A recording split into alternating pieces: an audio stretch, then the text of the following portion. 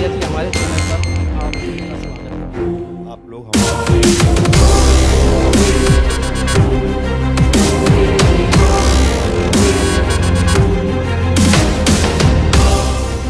वालों को मेरा सधन्यवाद प्रणाम और मोहम्मदाबाद की जनता को, देवतुल्य जनता को मेरा बहुत बहुत सादर प्रणाम। बुजुर्गों का आशीर्वाद ये हम लोगों को अपेक्षा करते हैं। भैया ऐसा क्या कारण रहा कि जो है आपने कम समय में इतना बड़ा मुकाम हासिल कर लिया? मतलब लोगों के दिल में बस जाने का मुख्य कारण क्या है?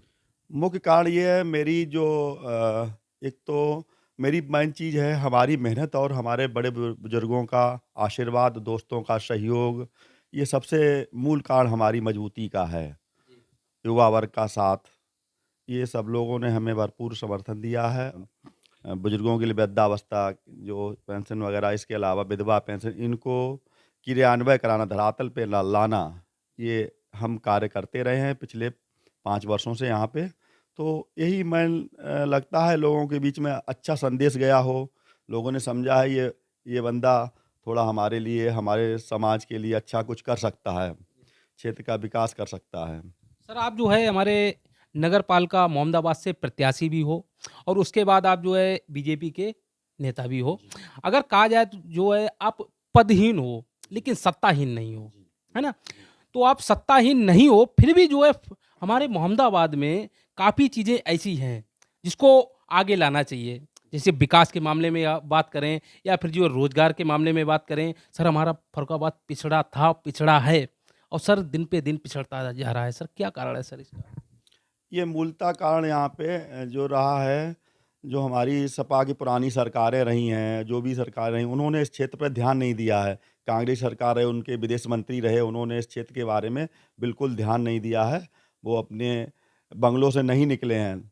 वो यहाँ निकलते तो काम करते। हमारी जब से देश में प्रदेश में सरकार आई है, तब से इस क्षेत्र के लिए प्रयासरत है। अभी हमारे माननीय सांसद मुकेश राजपूत जी ने कालिंदी एक्सप्रेस का यहाँ पे नीम करौरी में स्टॉपेज कराया है। इसी तरीके से उन्होंने और भी आश्वासन दिए हैं। थोड़े दिन बाद यहाँ आलू की रैक लगेगी और यहाँ से जो कालिंदी का जो मार्ग बढ़ाया जाएगा, इलाहाबाद तक किया जाएगा, जिससे स्टूडेंट को और जो यहाँ के जो हमारा हाई कोर्ट वहाँ पे जो लोग जाते हैं वहाँ पे, उन लोगों को राहत मिलेगा। उसी दिन वो जा सकते हैं, उसी दिन वापस लौट सकते हैं और उनका खर्चा भी कम रहेगा और जो भी चीज़ें स्टूडेंट हैं उनका थोड़ा उन्हें राहत मिलेगी पहुँचने में इलाहाबाद तक। तो ये सारी चीज़ें हमारे नेता लगे हुए हैं, ऐसा नहीं हमारे नेता कर नहीं रहे हैं। अगर बात सर की जाए तो हमारे फर्रुखाबाद की सबसे बड़ी आलू मंडी मतलब एशिया की सबसे बड़ी आलू मंडी हमारे फर्रुखाबाद में है सर। और फर्रुखाबाद में सर हर चुनाव में नेता आते हैं, हवा-हवाई फायर करते हैं मतलब वादे करते हैं कि चिप्स की फैक्ट्री लगाई जाएगी लेकिन सर फर्रुखाबाद को सर कुछ नहीं मिलता है सर। मैं प्रयास करूँगा जैसे कि हमारे पर्यटन मंत्री हैं, अभी हमारी मुलाकात हुई थी। यहाँ के विषय में, फर्रुखाबाद के विषय में मैंने बात की थी। संकिसा के विकास के बारे में और आपकी नीम करौरी के विकास के बारे में और यहाँ पे निष्पोजित पड़ी हुई हवाई पट्टी के बारे में, इस पे बात हुई है और संभवतः ये निकाय चुनावों के बाद इन पे निर्णय लिया जाएगा और ये काम जल्दी से जल्दी पूर्ण होगा। रही बात हवाई पट्टी के जो विकास का है, अभी मुझे माननीय हमारे औद्योगिक मंत्री जी हैं, नंदी जी से भी बात चल रही है। चिप्स फैक्ट्री के बारे में भी जो आलू पर आधारित जो भी उद्योग लगाने हैं, उनसे भी बात अभी हमारा प्रयास चल रहा है, उनसे बात करें और अपनी बात को रखें। फर्रुखाबाद की बात वो माननीय मंत्री जी मेरी बात को सुनेंगे। हाँ, हमें उम्मीद है कि वो यहाँ की जनता को राहत देंगे। और सर अगर यहाँ पर सर अगर कोई फैक्ट्री अगर लग जाती है तो काफ़ी सर बेरोज़गारों को रोज़गार मिल जाएगा। बच्चे जो है काफ़ी दिक्कत में है सर जो है ₹350 सर कमाते हैं, रोज़ काम भी नहीं मिलता सर, इतनी महँगाई है सर। महँगाई तो सर है या नहीं है सर? महँगाई तो है, महँगाई, लेकिन उसका मूल कारण है जनसंख्या वृद्धि।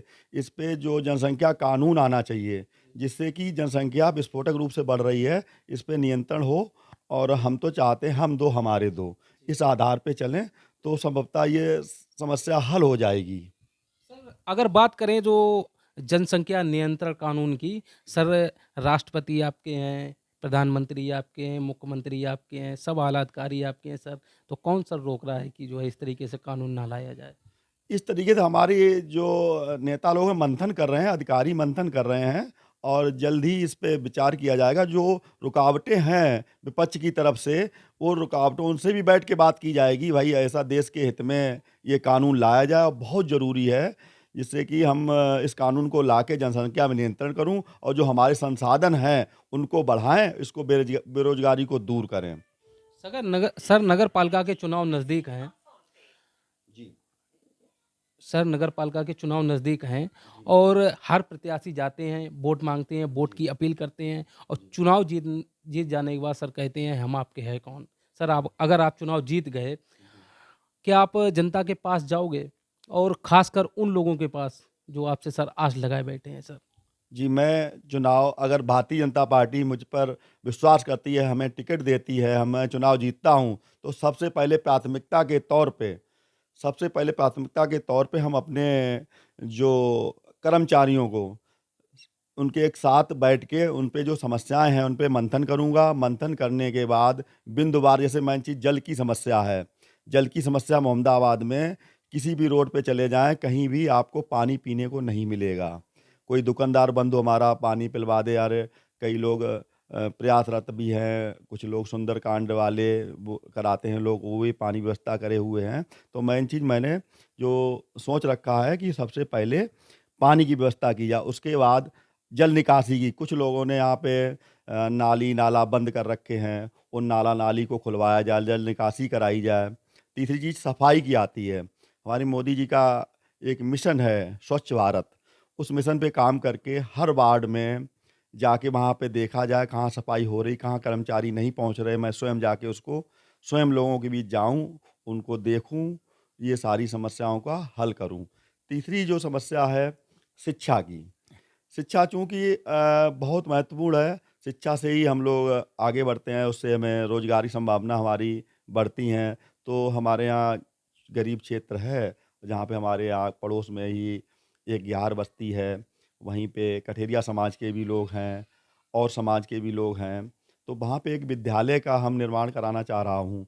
इसी तरीके से इसी कड़ी में आपसे एक चीज़ और मैं कहूँगा कि मोहम्मदाबाद में एक तो अब आपने देखा होगा कि एक प्रचलन बढ़ गया है गेस्ट हाउसों का। उसका मेन कारण है कि जगह का ना होना, और जगह है उसका मतलब उचित उपयोग ना होना। हमारे नगर पंचायत में काफ़ी जगह पड़ी है, तो मैं चाहता हूँ अगर एक वार्ड ना सही 2 वार्ड को मिला के एक बारात घर बनाया जाए, जिसमें अन्य प्रायोजन अपने कई जो कार्यक्रम हो सकें, उसमें नगर पंचायत के जो रैट हैं, सफाई और पेयजल की व्यवस्था जो भी रखी जाए, तो उसको न्यूनतम पैसा लिया जाए। न्यूनतम पैसा लेके गरीब आदमी भी शादी अपने बारात घरों में कर सके। तो सर वादे तो काफ़ी लोग करते हैं, जी। वैसे आप भी कर रहे हो, जी। उसमें सर कोई बुराई नहीं है। जी। लेकिन चुनाव जीतने के बाद सर जो वादे किए जाते हैं सर, भूल क्यों जाते हैं लोग सर? ऐसा है, अब पिछले 25 साल में हमारे जनप्रतिनिधि जो भी हुए हैं, एक तो शिक्षित नहीं थे, दूसरे शिक्षित भी थे तो ऐसे पदों पे रहे जहाँ हमेशा भ्रष्टाचार ही रहा है। कुछ लोगों ने समझ नहीं पाया कि भाई जो पुलिस का आदमी है, जो आदमी 1000 रुपए रिश्वत ले सकता है, उसे 10,000 की या 1 लाख रुपए की रिश्वत मिल जाएगी, वो आपको छोड़ देगा। इसलिए उन्होंने व्यक्तिगत जो चेयरमैन साहब रहे हैं, उन्होंने अपना खुद का विकास किया है और हमारे नगर का कोई विकास नहीं किया। उन्होंने उसमें कोई रुचि नहीं दिखाई, ना नगर का कभी भ्रमण करना है और नगर में लोगों के ना तो हाल जानना है। बस चुनाव आए, गाड़ियों लेके अपने बाउंसरों के साथ घूम रहे हैं और बाकी आप देख ही रहे हो क्या हो रहा है नगर पंचायत में। मैंने सीधा ठान लिया है, मैं खुद स्वयं इस काम को देखूंगा। मैं स्वयं, अगर मैं नहीं जा सकता हूं, मैं अपने पुत्र हर्ष गुप्ता को भेजूंगा, लोगों की जन समस्याओं को 100% हल कराऊंगा। सर नगर पालिका मोहम्मदाबाद में सर कितने वोटर हैं सर? कितनी संख्या है वोटरों की? हमारे अभी तक जो हमें ज्ञात है लगभग 22,000 वोटर हैं हमारे मोहम्मदाबाद में। और एक चीज़ मैं और कहना चाहूँगा, लोग मोहम्मदाबाद बनाम रोहिला बनाए हुए हैं इस चुनाव को। ये चुनाव ना बना के एक एक नगर पंचायत मोहम्मदाबाद माने और सब लोग इसमें बुद्धिजीवी लोग सहयोग करें, हमारी एक श्रेष्ठ नगर पालिका बन सके। सर आप बहुत बढ़िया इंसान हो, ये मैं नहीं कह रहा हूँ, यहाँ की पब्लिक कहती है सर। तो इसीलिए मैं यहाँ पर आया हूँ कि आखिर जो प्रत्याशी हैं हमारे मोहम्मदाबाद के नगर पालिका के, उनके बारे में लोगों को पता चल सके कि हमारे जो है नगर पालिका क्षेत्र के जो प्रत्याशी हैं, जिनको हम जो है चेयरमैन के रूप में चुन रहे हैं, वो कैसे हैं। इसलिए हम यहाँ पर आए हैं सर। तो यही मेरा मुख्य उद्देश्य है कि आपके बारे में लोगों को बात जो है पहुँचाई जाए आपके विषय में। तो मुख्य कारण मेरा सर यही है। सर मैं सिर्फ़ एक बात सोचने पर मजबूर हो जाता हूँ सर, कि फर्रुखाबाद की बात करें, चाहे मोहम्मदाबाद की बात करें सर, एक-एक व्यक्ति सर 3-3 बार चुनाव जीते हैं। फिर भी सर मोहम्मदाबाद और फर्रुखाबाद का सर कुछ नहीं हुआ सर। इस विषय में मैं यही कहना चाहूँगा, जो हमारी देवतुल्य जनता है मोहम्मदाबाद की, वो सारी कुछ जान चुकी है, कौन व्यक्ति कैसा है, क्या हमारे लिए कर सकता है। और इससे बेहतर तो हमारी पब्लिक ही हमसे ज़्यादा अच्छा तो आपको हमारी पब्लिक ही बता सकती है कि कौन व्यक्ति श्रेष्ठ रहेगा मोहम्मदाबाद को। और हम उम्मीद करते हैं, मुझे अगर टिकट देती है भारतीय जनता पार्टी, मैं 100% ये चुनाव निकाल को भारतीय जनता पार्टी के चरणों में डाल दूँगा और उसकी जनता की अपेक्षाओं पर खरा उतरने की पूरी भरकस कोशिश करूँगा। मेरा जीवन पर्यंत यही उद्देश्य रहेगा कि मैंने गरीबी देखी है, दूर पास से महसूस किया है, गरीबी क्या होती है। तो गरीब लोग सबसे प्राथमिकता के तौर पर उन गरीब लोगों की सेवा में तत्पर प्रयास करूँगा। कि जो लोग चुने गए अभी तक, या तो उनमें बौद्धिक क्षमता नहीं है या वो काम करना नहीं चाहते। मेरे हिसाब से वो काम करना नहीं चाहते हैं। वो कुछ अपने जाति विशेष या समुदाय विशेष के लिए करना चाहते हैं और मोहम्मदाबाद के विकास के लिए कुछ नहीं करना चाहते हैं। अगर मोहम्मदाबाद की विकास करें तो 5 साल का समय बहुत होता है। अब तक तो सारी चीज़ें उपलब्ध हो जाती हैं यहाँ पे। आपने अभी देखा होगा कि गौशालाओं में इतना अच्छा बजट आता है, उनका रख-रखाव के लिए होता है। हमारी गायें हैं, वो हमारी मर रही हैं, जबकि हमारे चेयरमैन साहब हर चीज़ में राधे-राधे कहते हैं इस चीज़ को कि जबकि श्री कृष्ण भगवान की गायें सबसे प्रिय थीं, ठीक है? और वो श्री कृष्ण भगवान को अपना बहुत ही हर बात में, हर व्यक्ति से मिलने पर राधे-राधे कहते हैं। मैं उनसे जानना चाहता हूँ कि मुगल समय में हमारा जो श्री कृष्ण मंदिर है, वहाँ पे हमारा तोड़ के शाही ईदगाह बना दी गई। मैं चाहता हूँ एक खुले मंच से ये कह दें, अगर वो सच्चे श्री कृष्ण भक्त हैं, भगवान श्री कृष्ण के भक्त हैं, सच्चे मन से ये कह दें कि भाई वहाँ ईदगाह हटा के हमारा जहाँ पूर्व मंदिर था, वो मंदिर ही बनाया जाए, तो मैं मानूँगा कि अच्छे सच्चे भक्त हैं। मैं तो नकली भक्त मानता हूँ उनको। सर चुनाव जीत जाने के बाद सबसे पहला काम क्या होगा सर आपका? सबसे मुख्य काम है सफाई और पेयजल व्यवस्था को संभालना। सबसे मेन मेरी प्राथमिकता में है। जो मूलभूत सुविधाएं, पानी सभी के लिए आवश्यक है, सफाई सभी के लिए आवश्यक है, वो हर व्यक्ति को मिलनी चाहिए। जी। सर नगर पालिका का चुनाव कब तक होने जा रहा है सर? संभवतः अपरिहार्य कारणों के कारण अधिसूचना आजकल में जारी होने वाली थी, तो संभवतः है कि जल्दी ही आरक्षण आ जाएगा। संभवतः है कि 6 दिसंबर या 7 दिसंबर में आ जाएगा और जनवरी के फर्स्ट वीक में चुनाव हो जाएगा। नए साल में आपको नया चेयरमैन मोहम्मदाबाद को देखना को मिलेगा। उम्मीद सर हम भी करते हैं। सर एक आखिरी सवाल सर, आप जो है बीजेपी के नेता हो और बहुत बढ़िया कार्य कर रहे हो सर, और जो है मैनपुरी की अगर बात करें सर, जी। आपने काफ़ी समय वहाँ व्यतीत किया और हर समाज का नेता इस समय मैनपुरी में है। सर ऐसी स्थिति आ गई है कि उनको जो है अपनी सीट बचाने में सर क्या दिक्कत है सर? इतने बड़े-बड़े नेता सर वहाँ पर पड़े हुए हैं, क्या कारण है सर? इसका मूल कारण है कि माननीय नेताजी मुलायम जी को सभी लोग प्यार करते थे। हमारे भारतीय जनता पार्टी के लोग उनकी अंत्येष्टि में शामिल हुए और हमारे माननीय कल्याण सिंह जी जो कि उत्तर प्रदेश मुख्यमंत्री रहे, उन्होंने, हमारे अखिलेश भैया ने वहाँ पे जाना उचित ही नहीं समझा। दूसरी चीज़, ये मोदी योगी का जो मैजिक चल रहा है, जो उन्होंने कार्य किए हैं लोगों के बीच में, इस आधार पे हम अच्छे मार्जिन से मैनपुरी का चुनाव जीतेंगे। सर कितने वोटों से जीत रहे हो आप लोग?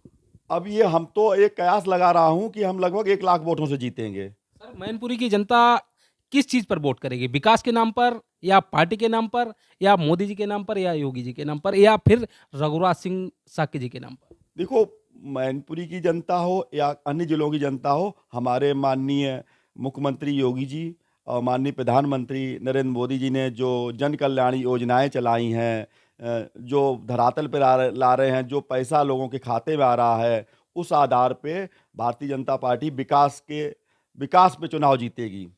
विकास पे चुनाव जीतेगी और मोदी योगी जी के नाम पे चुनाव जीतेगी। सर आदरणीय मुलायम सिंह यादव जी की कर्म भूमि है सर। जी।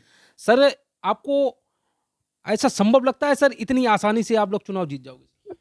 ये तो देवतुल्य जनता है और देवतुल्य जनता ने जान लिया कि हमारे नेता अब मुलायम सिंह जी नहीं रहे हैं। हमारे अब नेता माननीय हमारे प्रधानमंत्री नरेंद्र मोदी जी हैं और नरेंद्र मोदी जी के हाथ मजबूत करना चाह रही है। एक एक जो वहाँ पे एक कहना चाहिए माला में जो फूल की कमी है उनके, वो मैनपुरी से हमारी जनता जो वहाँ पे फूल अर्पित करना चाह रही है, उस माला में फूल एक पुरोना चाह रही है और इसी आधार पे हम एक ये मैनपुरी का चुनाव जीतेंगे। तो सर अगर रघुराज सिंह साक्य जी और अगर आपकी पार्टी अगर चुनाव जीत जाती है तो सर जीत का श्रेय किसको जाएगा?